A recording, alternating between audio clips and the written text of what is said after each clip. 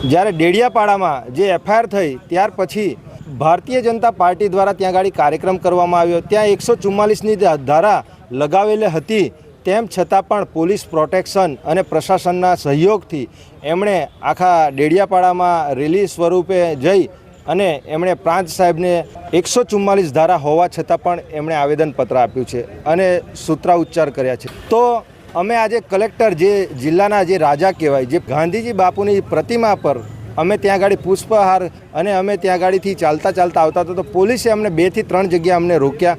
અમારી મહિલાઓ સાથે અને અમારા જે કાર્યકરો છે એ કાર્યકરો સાથે એમણે ઘર્ષણ કર્યું। આવતા પહેલાં એમણે કલેક્ટર ઓફિસનો ગેટ બંધ કરી દીધો।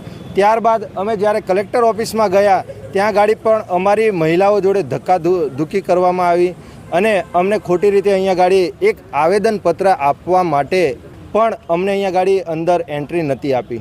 ત્યારબાદ અમે કલેક્ટર સાહેબને જ્યારે આવેદનપત્ર અંદર આપવા ગયા તો થોડી ઘણી વાત જે છે અમારી રજૂઆત એ સાંભળી અને બીજી જે રજૂઆતો અમારા જે આગેવાનો કરતા હતા એમને અટકાવી દીધા કે કોઈ પણ એક જ વ્યક્તિ બોલો। હવે પ્રજાના પ્રતિનિધિ જો ધારાસભ્યને એ લોકો આવી રીતે ખોટી એફઆઈઆર કરી અને એ લોકોને આજે 10-12 દિવસથી એમને કસ્ટડીમાં મૂકતા હોય, જ્યારે ફરિયાદી જે છે એને જ ખુદ આરોપી બનાવી અને એને આજે કસ્ટડીમાં છે, જ્યારે આરોપીઓ આજે ખુલ્લેઆમ બહાર ફરી રહ્યા છે, એમની રજૂઆત લઈને અમે કલેક્ટર સાહેબ પાસે જઈએ છીએ તો કલેક્ટર સાહેબ પણ અમારી યોગ્ય રજૂઆત સાંભળવા માટે એ નથી। જ્યારે અમે રજૂઆત કરવા ગયા તો રજૂઆતો અડધી વર્ષાબેનની સાંભળી, બીજા આગેવાનોની રજૂઆતો ન સાંભળી, કોઈ પણ એક જ વ્યક્તિની અમે રજૂઆત સાંભળશું એમ કરી અને ખુરશી પરથી ઊભા થઈ ગયા।